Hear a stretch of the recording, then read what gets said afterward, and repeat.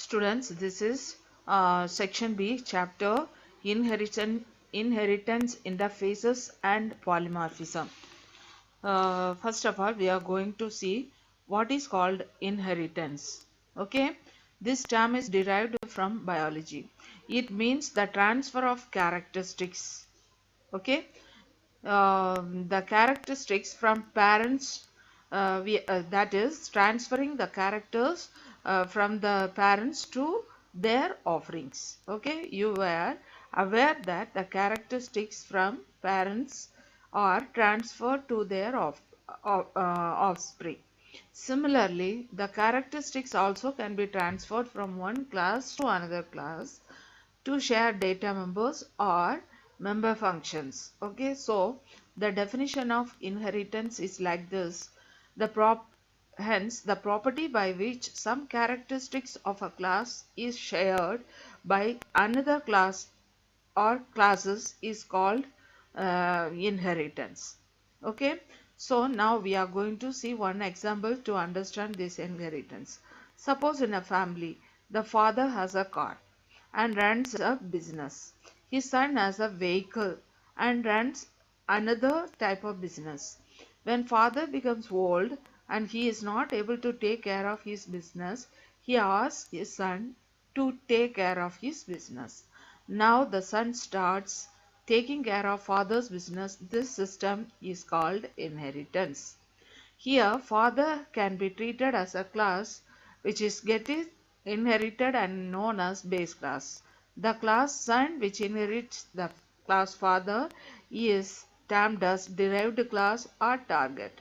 Hence, a base class is a class which is inherited to another class.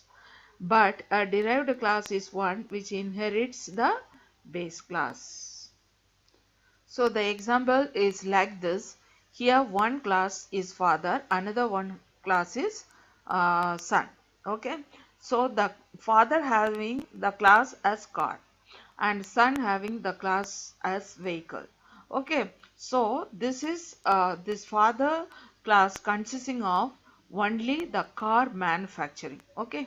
Here it is the vehicle. So this son will inherit some characteristics from the father. Okay, size of the car at the then vehicle means it is a two-wheeler, four-wheeler, everything is there. So he will inherit some characteristics or some properties from the class father. So this father class is called as the base class or the super class, and the son class is called as the derived class, or that is the target. Okay, now we are going to see the need of using inheritance. So inheritance is an important aspect of object-oriented programming. It allows a common code to be used in several classes without modification. So let us see why inheritance is required in Java programs. Okay. First, it allows the user to model the situation as real-world relationship through inheritance. It allows the feature of reusability. This is very important. It allows the feature of reusability. The base class serves as a common platform for all the derived classes. So the derived classes inherit some characteristics from the base class. So the base class serves the common platform for all other derived classes. Each object of the derived class can have the capability of using the features of same base class. So we need not compile and generate machine code for the base class each time it is inherited to any derived class. If any change in the base class is made, it is carried to all its derived classes, let X, Y and Z are the classes in such a way that the classes Y and Z are derived from the base X. Now, if you make any change in the class X, the same change will be transmitted to the classes Y and Z. So, the last is inheritance source transitive nature. If class son inherits from class father and then it turn inherits from grandfather, then class son may have the capability of using the features of class grandfather. Okay, so These are the needs of using inheritance. Then the following points are to be taken care using during inheritance of a class to another class. The first one is the private members of base class cannot be used in the derived class. Second point, public members of the base class can be used in the derived class. The third point is protected members of the base class can be used in the derived class. So now we are going to see the visibility modes in the modes of inheritance. There are three visibility modes, that is public, private and protected. A base class can be derived from another class by using the following modes of inheritance. First one is public. So by using public inheritance system, the public and the protected members of the base class act as the public members of the derived class. Okay, so in the public inheritance system, both the public and the protected members of the base class act as the public members of the derived class. Okay, in private, in the system of inheritance, the public and the protected members of the base class are used as private members of the derived class. Third one is protected. In the system of inheritance, the public and the protected members. Here the public and the protected members of the base class are used as the protected members of the derived class. So how will you write the syntax of this public, private and protected? So the syntax of using the inheritance, public inheritance is base class, public, derived class, extends base class. Okay, by default base class is derived public. Okay, then next, private inheritance, the base class, from the base class, private derived class extends base class. Okay, so in the protected inheritance from the base class, protected derived class extends base class. Now we are going to see the types of inheritance. Okay, there are 5 types of inheritance used in Java, which are illustrated below. First one is single inheritance. Okay, if a base class is derived from a single target. Okay, so this is a target, that is only one target is there and the base class is derived from this target, then it is known as single inheritance. For example, the single inheritance is class X. Okay, this is the base class. So here the public string nil and private integer roll number, protected integer marks. So these are the two classes extends from the base class. Okay, class Y and X. So here also the percentage and grade and the result are calculated, and it will take the roll number, name and everything marks from the base class. Okay, the illustration shows above has two classes X and Y in such a way that the single base class X, okay, the single base class X inherited to single derived class Y. There are two classes X and Y. So X is the base class and the derived class is Y. The derived class inherited from the base class X. Okay, hence it is a single type of inheritance. Now we are going to see second one, multiple inheritance. Okay, so here we are using two base class and one target. When a subclass inherit from multiple base class, okay, so there are multiple base class, then it is known as multiple inheritance. So just Java does not support multiple type of inheritance, that is number of classes cannot be extended into a single base. To sort out this problem, a special feature of Java is called interface. There is provision in Java to include multiple classes in a single class by using interface. So by using inheritance, Java cannot support cannot be extended into a single base. So what it will do, it uses a feature of interface.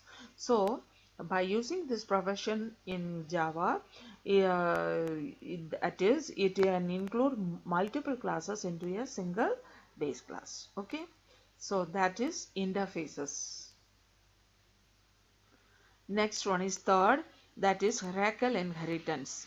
When many targets inherit from a single base class, it is known as hierarchical inherit. Okay, so that are only one base class and many target are there.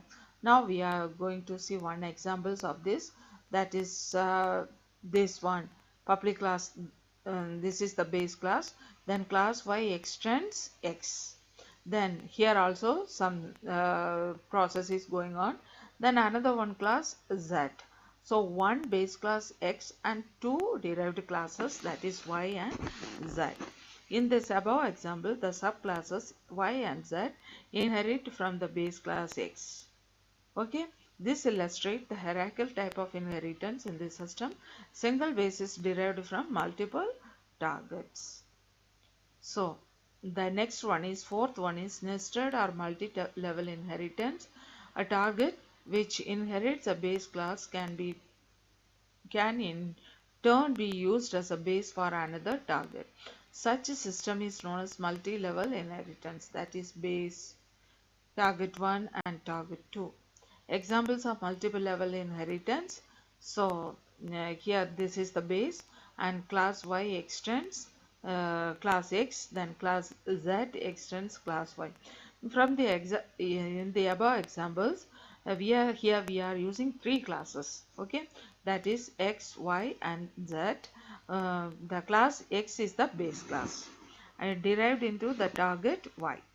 Okay, now class Y act as a base class and can be derived into the class Z. So it is called as a nested or multi-level type of inheritance. Okay, students. Now the last one is hybrid inheritance. When more than one type of inheritance system is used together, it is known as hybrid inheritance. See, here the target is here, then we are using two targets, that is target 1 and target 2 and one base class. Hybrid inheritance is the combination of different type of inheritance altogether. We are not showing any example due to the reason that you may not need multiple inheritance at the point of illustrations. This cannot be overcome by using extend keyword. All you need is the application of interface to sort out the problem. The application of interface to handle multiple inheritance is shown ahead in this diagram. Okay, so the hybrid inheritance we are not using here. Um, Now, we are going to see how to control the accessibility of the derived members. So, what are called the access specifiers? Visibility modes refer to the extent of using class members, that is instant variables or member methods. So, instant variables means the variables that is used inside the class, and the member method means the functions that we are using inside the class. Among other classes or packages, they are also known as access specifiers. So the following are the visibility modes of inheritance, that is public, private, protected, default and private protected. Okay, public means the members declared public can be applied in the base class as well as the derived class under same package or other packages. Okay, then private. The private members can only be applicable in the base class. Okay, by no means can it be allowed to be used in the derived class or of same packages or other. Then protected members are applicable under the same class as private member, but can also be applied to other subclasses, maybe under the same package or other packages. Then default. A default member is one that is not declared under any visibility. In this system, the data members or member methods are declared within their data types without referring any mode of inheritance. Such data or method can only be accessed in the subclasses of the same package. These elements cannot be applied to the subclasses of other packages. Okay. Then private protected, these members are only applicable in the subclasses regardless the packages. Now, applications of constructors during inheritance. How these constructors are used during inheritance. So the constructed is a member method that is defined with the same name as the class name and can be used to initialize the data members. Okay, here constructor means in the case of constructor we are able to use the class name as a constructor name, but we have different parameters inside different constructors. Okay, the constructor may be defined as a superclass as well as subclass. Superclass means that is the base class. Okay, but you would be surprised to know that the constructor of superclass is not applied implicitly while creating an object of a subclass. The object of subclass calls only the constructor of subclass itself. Okay, so under these situations, we are in trouble to initialize the data members of the superclass. Okay, to sort out the problem, we can call this constructor of superclass explicitly by applying super. We are using a keyword super.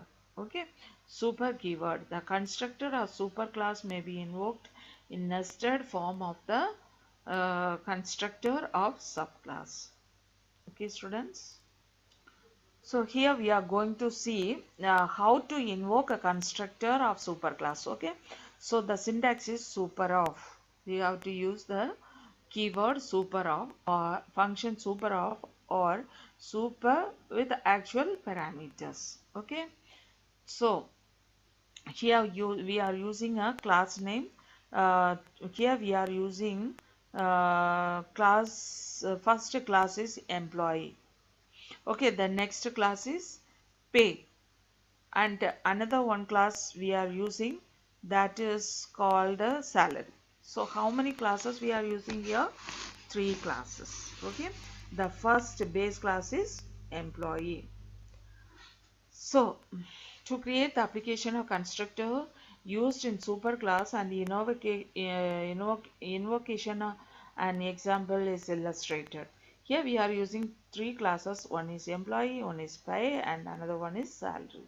Such a way that the pay inherits superclass employee and the class salary extends immediate superclass pay. Okay, so the constructor, this is the constructor that employee is invoked from constructor of subclass pay and class salary.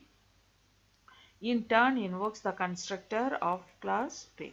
So this is an example. See, the class employee having the two variables, that is name, only one variable, that is employee name. Okay, we initialize the constructor with a default constructor. Okay, then another one class that is pay. Pay extends employee. Extends, we are using the keyword in inherit. To inherit some characteristics from the base class, we used the keyword extends. So here the department basic uh, pay are there. Okay. So here we are invoking the superclass constructor employee by the keyword super of. Here we are taken the name from the constructor class, that is nm. We initialize the value of the name here, nm. So the same name will be taken from the base class. Okay, then salary extends pay. So the another base derived class is a salary. It will take the characteristics from the inherits from the class pay. So the date of joining, data string are there, rate of retirement are there, and it will take all the details from the salary, that is a name, then basic pay, date of birth, and everything it will take from that class. So in the base class as a constructor pay, we are using super function with parameters. Okay, so here we are created the objects and close the program. So here is a program Synip to use the abstract method. Okay, here also we are using how many classes? Two classes, that is abstract class accounts. Then here balance name everything is we are getting, and the current public current extends ACC. So this is the base class, and another class extends the accounts, and here we travel department and void. Here we are using the abstract class, that is using abstract method print data of. Okay. Another one is public saving extends account. Another one is extends. Here also we are taking some uh, details from the base class. Okay. Then we have to use the function print data of to print all the details of the account holder. Now we are going to see what is called polymorphism. Poly means many, morphism means forms. Okay, many forms. Polymorphism is the process of declaring functions with the same name but for different purposes. Okay, through function overloading. What is called function overloading? Function overloading is the process of defining the functions with the same function name but with different numbers and different types of parameters. That is called as the function overloading. On invoking the function, it finds the best match of the arguments with the function parameters.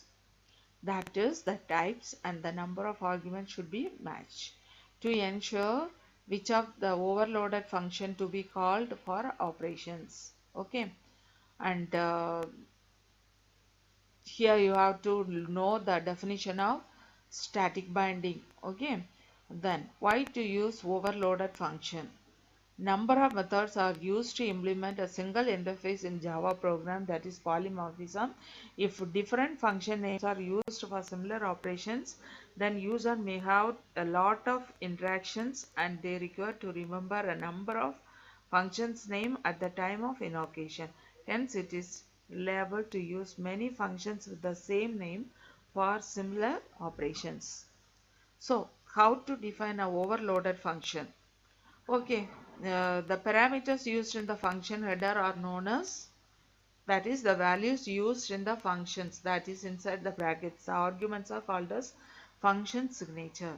The methods are treated to be same if the types and the number of parameters are same. So hence the parameter list must be different in the type or number of numbers while um, defining the values. Okay, next, now we are going to see one program, that is function overloading. So here we are using three functions, that is function to find the volume of a cube, and the next function is to find the volume of a sphere, and the third function is to find the volume of a cuboid. So here they have given the formulas also. So now we start the program. The class name is volume. So first we have to take the volume of cube as 0, volume of sphere as 0, and volume of cuboid as 0. Then first void int s. Int s means we are going to find out the volume of the cube. So the class name also volume and the function name also volume, and here the parameter is s. So vc equal to s into s into s, that is volume of a cuboid equal to side into side into side. Here we print the volume of the cube. The next function also volume, but the parameter is different comparing with the first one, that is float r. Here also we have to give the formula and print the volume of a sphere. The third function also having the same class name, that is volume.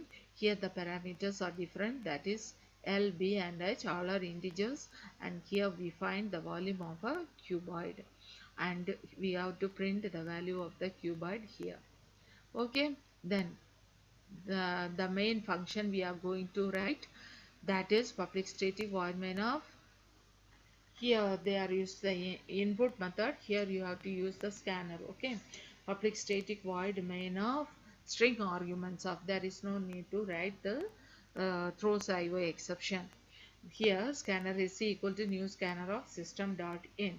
then int s, l, b and h. Okay, float or enter the value of this side of a cube, radius of the sphere and radius of a cuboid.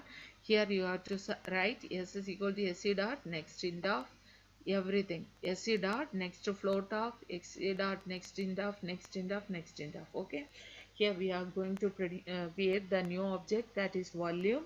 Class name is volume. Volume will be equal to new volume of, and we are going to call all the objects here. That is, first object is the volume of a sphere. Yeah, yes, if we are used only one argument, that is parameter yes. The next we are used another one argument, that is r, and third volume we used three variables, that is l, b and h. Then close the program. Okay students,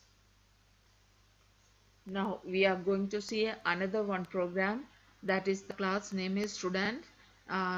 Defines student related information such as name, roll number, date of birth, and another class, that is marks. So the first base class is students and the derived class is marks. It consisting of the various details, subjects, total, percentage and grade of the subject. The details of both the classes are given below. So the first class is student and the second class is marks. So this is the main class, the base class. The class marks inherit uh, from the class student. Okay, so these are the member methods or instant variables. Data members are instant variables. What are the variables we used? That is string, name of, okay, then date of birth, then roll number. So the name, date of birth are string and the roll number is integer.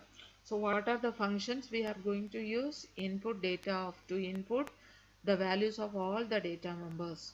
Then void print data to display the values of all the data members with suitable headings.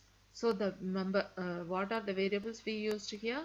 That is p, c, m, c, t, s, e. They are the all are float, and p means physics, c means chemistry, m means maths, cts means computer science, and e means English. Okay, then total worth, total for variables to store the total marks and percentage, gd character variables to store grade of students as per the given rule. So this is the question. Okay, so how will you write it? So here some calculations are there in the derived class, and here also we are using the functions void read data, void computer, void show data. Specify the student, class student, giving the details of the functions, void input data of and void print data of. Using concept of inheritance, specify the class marks giving the details of the functions, void read data, void compute of and void show data of. Class marks is derived from class students. Okay, so how will you start the program?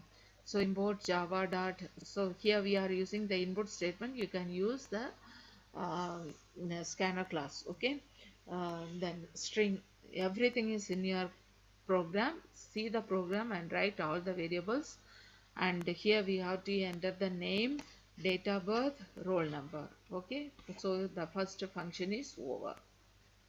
Next, void print data, we have to print the name, date of birth and roll number. Okay, next class is class marks. This is the second class, and we used the keyword extends.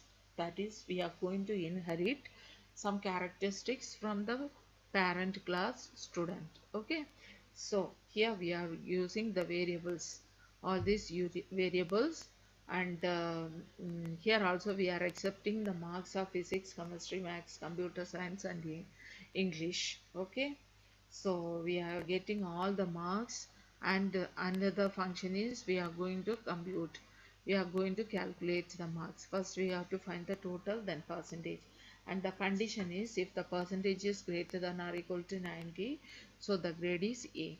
If the percentage is greater than or equal to 60 and percentage less than 90, then grade is B. If percentage greater than or equal to 40 and percentage less than 60, then grade is C, and if the percentage is less than 40, then grade is D grade. Okay, then void show data of, here we are going to print every details of the student, that is physics, chemistry marks, maths marks, computer science, English, and total percentage and the grade obtained. So this is the end of the derived class. Okay, so this is the end of the program. So the next program is like this. You have to read the program and try to write the codes. Okay, so if you practice 2 or 3 programs, the inheritance program you will get. Okay students, so this chapter is going to end here. So you have to take more programs and inheritance, because one program surely come for the examination from the chapter inheritance. Okay.